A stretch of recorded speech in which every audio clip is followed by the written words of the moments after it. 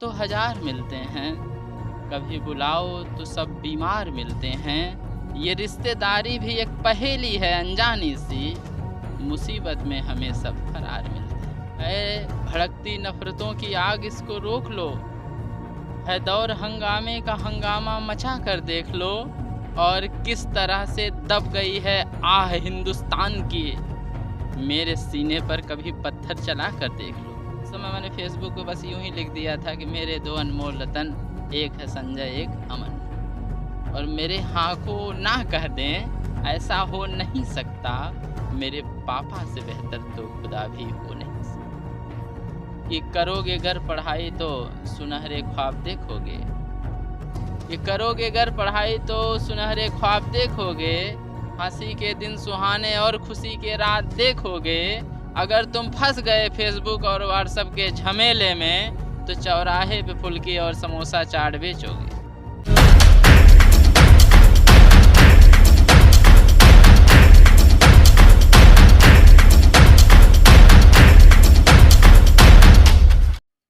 नमस्कार, जय हिंद। आप देख रहे हैं आरएम न्यूज और मैं हूं अमन सिंह वत्स आपके साथ। साल 2021 कैसे गुजरा, साल 2022 कैसे होना चाहिए, मुझे लगता है कि एक साल को एक परिभाषा में कोई परिभाषित कर सकता है तो वो बेहतर तरीके से एक कवि हो सकता है। और मैं आज गर्व महसूस कर रहा हूं कि जिन्होंने मुझे इस काबिल बनाया वो आज हमारे बीच मौजूद हैं। अनहद नाम से मशहूर लोकप्रिय कवि अजय जायसवाल जी हमारे बीच हैं। मैं बताना चाहता हूं कि मेरे विद्यालय ने मुझे एक मंच न दिया होता तो आज मैं यहाँ तक ना होता। मंच तक पहुँचाने में जिन्होंने अहम भूमिका निभाई, ऐसे गुरु हमारे बीच हैं। सर, आपको प्रणाम, आपका स्वागत है आरएम न्यूज में। आर्यम न्यूज के सभी दर्शकों को मैं प्रणाम करता हूं, और सभी सुधीजनों को, सभी विद्वज्जनों को, अपने गुरुओं को, माता पिता सबको प्रणाम करते हुए मैं आप सभी का स्वागत करता हूं।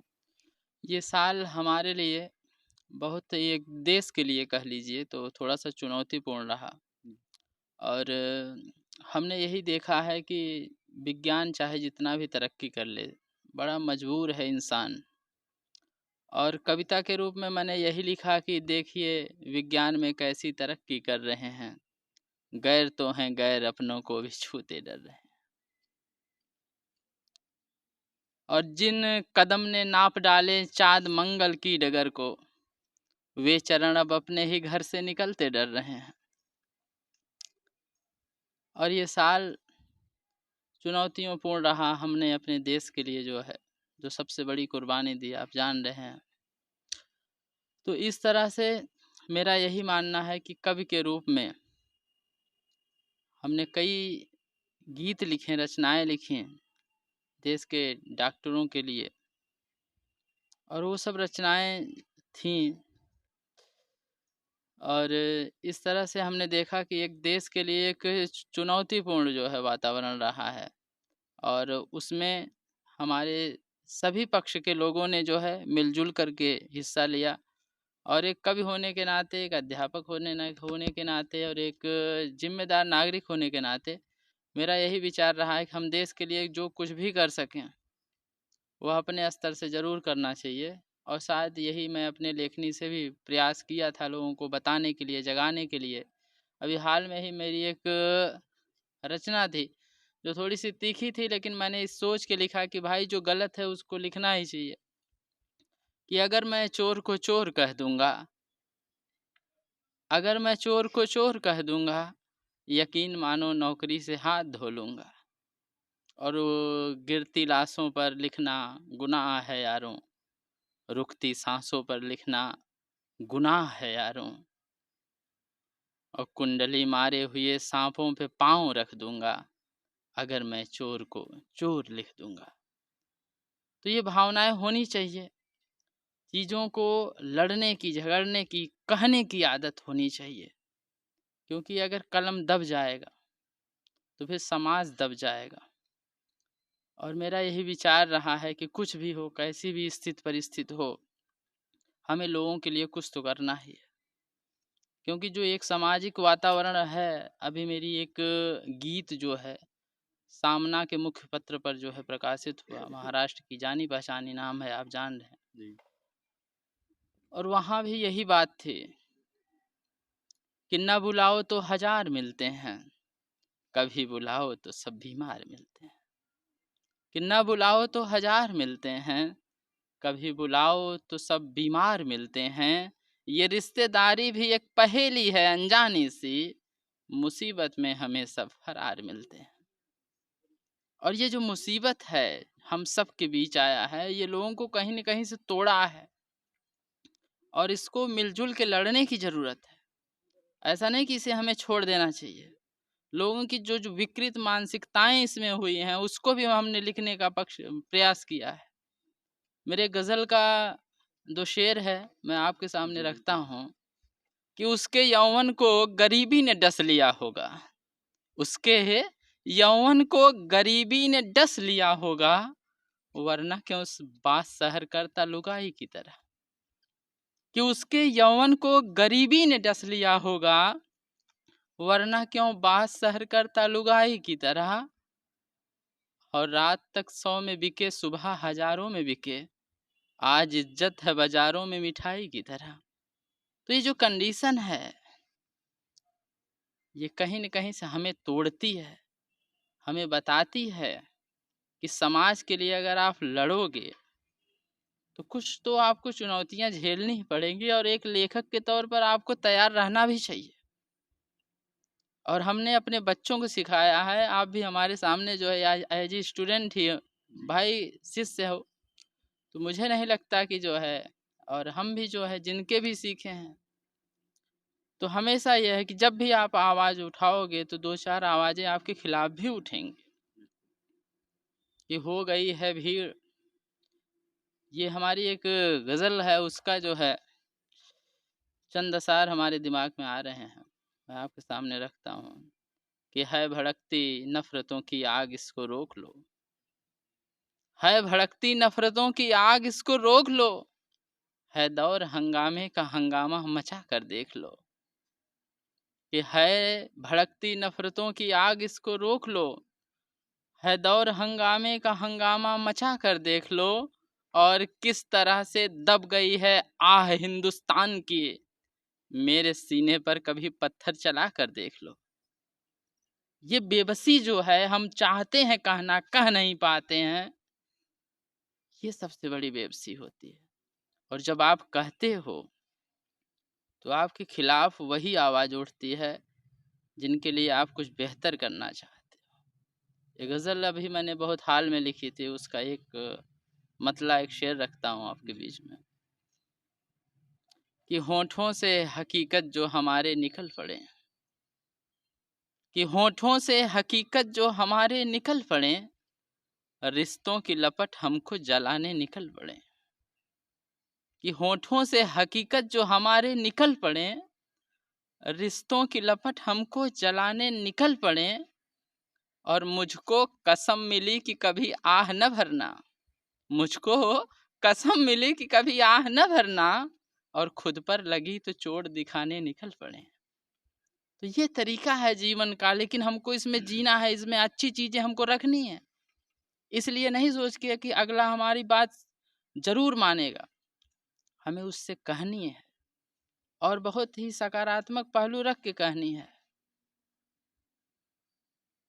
ऐसा नहीं कि उसको हमको बहुत दबाव देंगे, नहीं ये बात तुम करो, लेकिन आप खुद बेहतर करोगे तो आप सीखोगे। एक अध्यापक के स्तर पर मैंने हमेशा यही प्रयास किया है कि खुद ऐसे बनो कि बच्चा देख के कहे कि हाँ यार, कुछ तो करना चाहिए। और यही एक प्रयास रहा है। और आप तो हमसे पढ़े हो, तो बेहतर ढंग से समझ सकते हो। सारे लोग जो हमें इस समय आपको देख रहे हैं, तो मुझे ये सबसे बड़ी खुशी है कि अमन मेरे सामने है। मतलब कोई पत्रकार नहीं, कोई ऐसा वो नहीं, कोई विशेष पर्सन नहीं। मुझे सबसे बड़ी खुशी होती है कि मेरा बच्चा, मेरा भाई, मुझे याद है कि जब मैं आपको जो है सुल्तानपुर लेके गया था, उसमें आपको जो है रोटरी क्लब का वह कार्यक्रम था, बहुत मेहनत से हम लोगों ने प्रतिभाग किया था। उसमें आपको प्रथम स्थान मिला था और संजय जो था, उसको द्वितीय स्थान मिला था। तो उस समय मैंने फ़ेसबुक पे बस यूँ ही लिख दिया था कि मेरे 2 अनमोल रतन, एक है संजय, एक अमन। तो वो सारी चीज़ें बस यूँ ही निकल कर के आ जाती हैं। रहा इस साल का, तो इस साल हम सभी लोगों के लिए चुनौतीपूर्ण रहा है। और जहाँ तक काव्य साधना की बात रही है अमन, जी, तो इस वर्ष ने मुझे बहुत कुछ दिया। मेरी कई रचनाएँ जो है सामना पत्रिका में जो है प्रकाशित हुई हैं। एक पिता पर मैंने लिखा था और मुझे लगता है कि उससे बेहतर मैंने कभी लिख नहीं पाया। जी, और लिखता क्या हूँ कि ईश्वर की एक प्रेरणा आती है जो उसे मैं शब्दों का रूप दे देता हूँ। मेरा मानना है कि जी, आदमी कविता लिखता नहीं है, ईश्वर लिखवाता है उससे। और कुछ क्षणिक भाव आते हैं जो ईश्वर कहता है कि नहीं तुमको ऐसा करना चाहिए, वो लिख पड़ती है। और उसको इतना प्यार दुलार मिला लोगों से, मुझे लगता है फेसबुक मंच पे वो है जो है हमारे फेसबुक पेज पे जो अजय जायसवाल अनहद जी, के नाम से है, उस पे लगभग 34-35 हज़ार उसके व्यूज हैं अभी तक। बिल्कुल। तो मुझे लगता है कि उससे बेहतर मैंने मतलब लोग माँ पे लिखते हैं, मैंने भी लिखा है। जी, और कई गीत भी हमने लिखे हैं। अभी हाल में ही हमने लिखा था, ये धरा और ये आकाश छू लिए हमने, जो भी सपने थे खास खास छू लिए हमने। जी, और इस तरह जीत की लिखता हूँ इबारत यारों, घर से निकले तो माँ के पाँव छू लिए हमने। तो ये जो प्रेरणा है जो है, अभी हाल में ही जो है एक रचना लिखी जो है, जी, और वो इस प्रकार से थी कि अकिंचन जिंदगी में और अब खोया नहीं जाता, कि अकिंचन जिंदगी में और अब खोया नहीं जाता, सजी है नींद पलकों पर मगर सोया नहीं जाता। ओ माँ की गोद, ओ लोरी, ओ सर पे प्यार की थपकी, बहुत समझा के कहती थी अजय रोया नहीं जाता। ये माँ की मोहब्बत है जो आदमी कहीं भी चला जाए। कोरोना काल के दौरान या फिर उसके बाद हम कहें कि आपका एक पेज पे एक वीडियो आया था, मुझे लगता है वो कविता पिता पर थी और वो वीडियो काफ़ी वायरल हुआ था, काफ़ी लोगों ने उसे शेयर भी किया था। तो मैं चाहता हूँ कि वो हमारे दर्शकों को आप वो कविता सुनाएँ। जी जी बिल्कुल, मैं उसी की चर्चा कर रहा था। जो है पिता पे रचनाएं बहुत कम मिलती हैं, मित्रों पे रचनाएं बहुत कम मिलती हैं, लेकिन सबसे बड़ा प्रभाव जो जैसे माँ दिखती है, लेकिन पिता भी उसके ऊपर है। जी, और पिता की जो जिम्मेदारियां हैं उस पर मैंने अपने बंद लिखे थे जो है, ईश्वर की उसी पिता की प्रेरणा से लिखे थे। मुझे नहीं लगता कि मैं ऐसा कुछ उसी के बिना प्रेरणा से लिख पाऊँ। और पंक्तियाँ यूँ थी कि हो मुश्किल दौर कितना भी जुदाओ हो नहीं सकता, मेरे पापा से बेहतर तो खुदा भी हो नहीं सकता। और रचना थी कि गरीबी में भी हमको बादशाही ठाड़ देते हैं, कि गरीबी में भी हमको बादशाही ठाड़ देते हैं, हमारे पेट भरने को निवाले बाँट देते हैं। और मेरी छोटी बड़ी हर हसरतों की फ़िक्र इतनी की, मेरे पापा खुली आँखों से रातें काट देते हैं। और मेरे हाँ को ना कह दें, ऐसा हो नहीं सकता, मेरे पापा से बेहतर तो खुदा भी हो नहीं सकता। और एक बेटी के लिए पिता की क्या भूमिका है देखना अमन जो है, बिल्कुल। कि एक बेटी के लिए पिता की ज़रूरत कितनी है। जी, कि कई तूफ़ान हमको रोज़ आते हैं गिराने को, हमारे हौसलों को तोड़ हमको छोड़ जाने को। कई हैं भेड़िए तैयार हमको नोच खाने को, दरिंदे ताक में रहते हवस अपनी बुझाने को। मेरे रहबर मेरे पापा मुझे कुछ हो नहीं सकता, मेरे पापा से बेहतर तो खुदा भी हो नहीं सकता। ये भाव है। और पिता क्या है? घर की बुनियाद है। जब पिता घर में नहीं रहता ना, तब समझ में आता है कि पिता होते क्या चीज़। कि अगर घर घर है तो घर की मेरे बुनियाद पापा हैं, चिलकती धूप दुनिया है तो ठंडी छाँव पापा हैं। कि अगर घर घर है तो घर की मेरे बुनियाद पापा हैं, चिलकती धूप दुनिया है तो ठंडी छाँव पापा हैं। और सफ़र से डर नहीं अनहद भंवर हो या कि तूफान हो, हमारी ज़िंदगी के नाव के पतवार पापा हैं।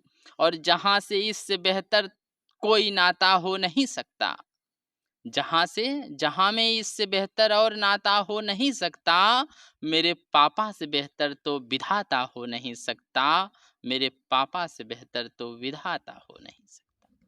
तो ये पिता हैं जो है जिनसे बड़ा मुझे नहीं लगता। तो ये रचना बस ईश्वर की दया थी बाकी नया साल है, नए दौर हैं, नई चीज़ें लिखी जा रही हैं, हम भी ऐसे प्रयास कर रहे हैं। अब इस नए साल के लिए जो है तमाम भावनाएं उमड़ती हैं और एक लेखक के नाते जो है बड़ा ही सहज विचार है। अभी मैं कल पढ़ रहा था तो मुझे एक बात बड़ी घर कर गई और उसमें बात ये कह गई थी कि अगर आप पढ़ते नहीं हैं तो आपको लिखने का भी हक नहीं है। बिल्कुल। पढ़ना भरना है, लिखना छलकना। कितनी अच्छी बात। तो जब आप अध्ययन करते हैं तो आपको विचार आते हैं, शब्द आते हैं। जब शब्द आते हैं तो उसको जब भाव मिलते हैं तो बड़ी तेजी से आगे बढ़ते हैं। तो इसलिए बेहतर है कि आप अध्ययन करें।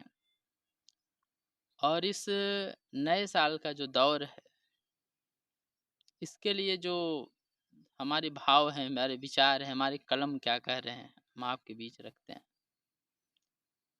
और अगर आप चाहें तो उसको हम थोड़ा सा तरन्नुम में जो है जी पढ़ते हैं बिल्कुल, जो है, बिल्कुल। क्योंकि जो है बस ऐसे ही विचार आ जाते हैं। कुछ चीज़ें होती हैं जो सीधी कही जाती हैं, कुछ चीज़ें हो जाती हैं जो निकल बिल्कुल, जाते हैं बिल्कुल। कि तमन्ना सब की खिल जाए, कलम ये आज कहती है। दवा हर गम की मिल जाए, कलम ये आज कहती है। कि तमन्ना सब की खिल जाए, कलम ये आज कहती है। दवा हर गम की मिल जाए, कलम ये आज कहती है। और सफलता के सितारों से सजे अमराइयाँ सबकी, क्षमा भी गस में आ जाए, यूं हो परछाइयाँ सबकी। सफलता के सितारों से सजे अमराइयाँ सबकी, क्षमा भी गश में आ जाए, यूं हो परछाइयाँ सबकी। पाक गंगा बहे दिल में, सोच संगम की हो मन में, हंसी होठों पे छा जाए, कलम ये आज कहती है।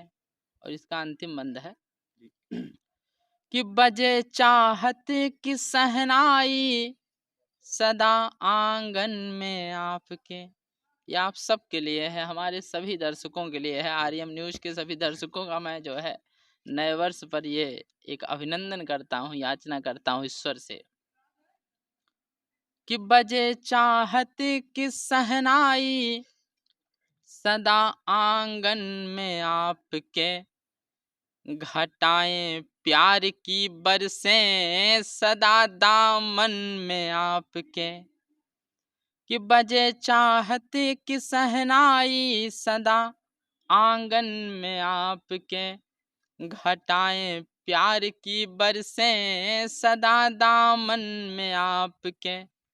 मिले खुशियाँ जमाने की, बहारों की फजाओं की। उम्र अनहद की लग जाए, कलम ये आज कहती है। उम्र अनहद की लग जाए, कलम ये आज कहती है। और आज सुबह सुबह ही बस ईश्वर की प्रेरणा हुई कि कुछ लिख दें। मतलब मेरा अपना मानना है, मैं फिर से वही जी। बात कर रहा हूँ, मैं अपना कुछ नहीं लिखता हूँ अमन। जी। बस पता नहीं, एक ईश्वर की शक्ति है, माँ शारदा का आशीर्वाद है। बस यूं ही विचार बन पड़ते हैं, बस मैं उसको शब्द दे देता हूँ और जो अच्छा बुरा लिख पाया हूँ, अच्छा तो उसी की मर्जी से लिखा हूँ, बुरा अपनी कमजोरी से लिख दिया हूँ। क्योंकि ईश्वर जो है कभी मुझे नहीं लगता कि गलत करता। जी। ये हमारी कमियां हैं जो चूक रह जाती हैं, नहीं तो ईश्वर से कहाँ चूक होती है। सूरज धूप देता है तो सबको धूप देता है, आप घर में रहें तो ये अलग बात है। जी। तो ये जो है बात थी, तो मैंने जो लिखा नए साल के लिए जी। कि ऐ नए साल नए ख्वाब सुहाने लाना। कि ऐ नए साल नए ख्वाब सुहाने लाना। दिल की बिखरी हुई उम्मीद सजाने आना, कि ऐ नए साल नए ख्वाब सजाने आना। इसकी पंक्तियां इस प्रकार से हैं कि ऐ नए साल नए ख्वाब सुहाने लाना, दिल की बिखरी हुई उम्मीद सजाने आना।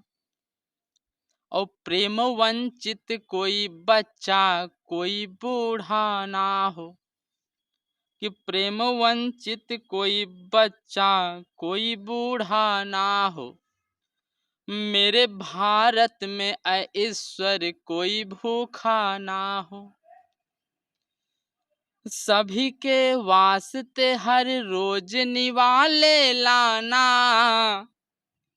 ऐ नए साल नए ख्वाब सुहाने लाना, ऐ नए साल नए ख्वाब सुहाने लाना। तो मेरी बस ईश्वर से यही प्रार्थना है, अगला साल हम सब के लिए बेहतर हो, आपके लिए बेहतर हो, और इस आर्यम न्यूज़ के सभी दर्शकों के लिए बेहतर हो। हमारी दुआएं हैं हमको जो भी सुन रहे हैं, और जितने भी इस देश के क्या इस धरा पे हैं, सब प्रफुल्लित रहें। और जैसा गोस्वामी दास जी ने लिखा है, सब मम प्रिय सब मम उपजावा, सबसे अधिक मनुज मोहि भावा। सब खुशी रहें, सब खुशहाल रहें, ये हमारी इच्छा है।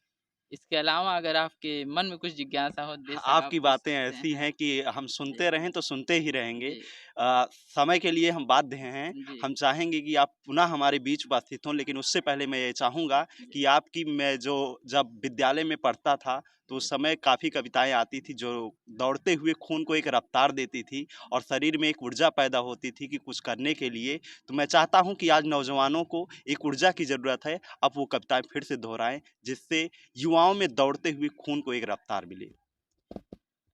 देखो, युवाओं की दशा जो है, दिशा जो है, अब युवा आप भी हो और कमोवेश हम भी हैं ऐसा मानते हैं।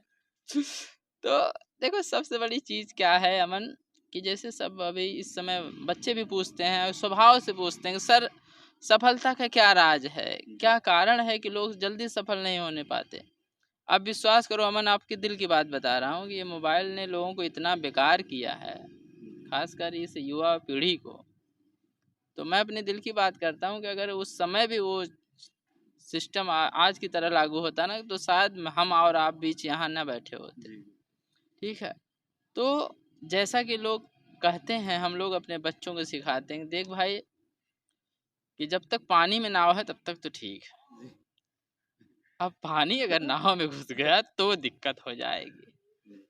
तो ये हमारी जिम्मेदारी बनती है, हम अपने बच्चों को सिखाएं। जो है बस यूं ही जो है बच्चों के लिए लिख लिया था। अवधी भाषा में बहुत कम लिखता हूँ, और अवधी भाषा में ज़्यादातर कुछ, हालांकि प्रेम मोहब्बत बहुत कम लिखता हूँ, लेकिन थोड़ी बहुत लिख भी लेता हूँ। अब ईश्वर ने हमें भी एक जीता जागता हृदय दिया है तो लिख लेते हैं।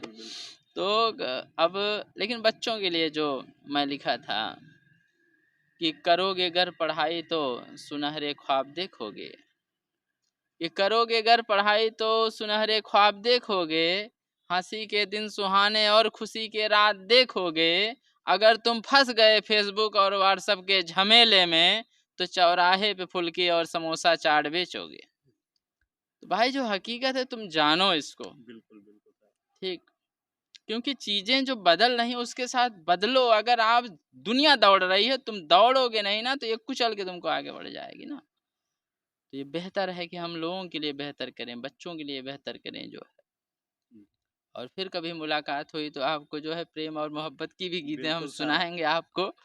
और जैसा कि ये प्रसंग है कि इस वर्ष एक कवि के रूप में हम फिर से उसी बात पर आते हैं, तो मेरा यही मानना है कि कवि के रूप में मैं जितना इस समाज को दे पाऊंगा उतना मेरा हमेशा प्रयास रहा है।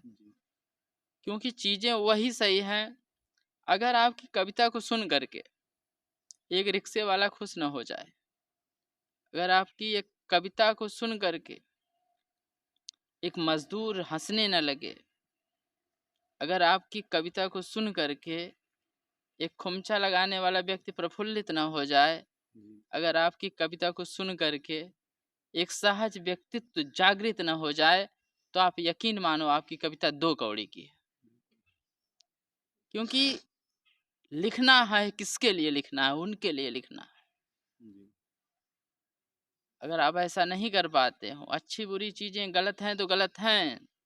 एक गज़ल की जो है मैं 2 शेर आपके सामने रखता बिल्कुल हूँ सर। और पंक्तियाँ यूँ हैं कि कुदरत गमों के आँधियों को जाके बता दे। कुदरत गमों के आँधियों को जाके बता दे, हम फिर से एक चिराग जलाने निकल पड़ें और उसके बदन पे अनहद 2 फूल क्या खिलें। उसके बदन पे अनहद 2 फूल क्या खिलें, भौरे गली मुडेर के गाने निकल पड़ें। तो ये जीवन की सच्चाई है कि हमको किसी को देखने का नज़रिया जो है ना, उसको बदलने की ज़रूरत है। सहयोग कीजिए, आलोचनाएँ होती रहेंगी, आलोचनाओं से लड़िए आप। ऐसा नहीं कि कोई कह दे कि आपने कहा ये काम जो है इस नियत से गलत था, तो कहने दीजिए, ईश्वर जानता है, वो परमपिता परमेश्वर है जो आपको बल देगा। जी। तो यही सब भावनाएँ जो है जो मुख्यतया काम करती हैं और रचनाओं का यही मुख्य ध्येय हमेशा से ही रहा है कि हम समाज को कुछ दें। जी। हमारे बच्चे जो है हमसे अगर रंच मात भी सीख पाएँ, तो आप समझ लो कि मेरा जीवन सफल मैं मानूँगा। जी। अगर बच्चे थोड़ी-सी ये सोच सीख लें कि हाँ, सर जो है थोड़ी-सी अच्छी अच्छाई है या थोड़ा-सा कुछ अच्छा हमारे लिए किए हैं, तो हमारे लिए वही जो है पुण्य है, हमारे वही लिए हमारा परिश्रम का फल है।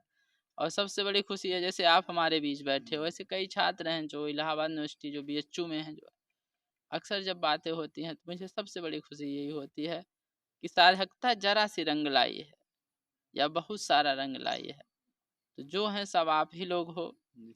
और मुझे सबसे बड़ी खुशी है कि आप हम दोनों एक साथ बैठते हैं। जैसे हमने शुरू से जैसे ईश्वर के लिए है कि सहना भवतु सहनौ भुनक्तु सह वीर्यम करवावहै तेजस्विनावधीतमस्तु मा विद्विषावहै।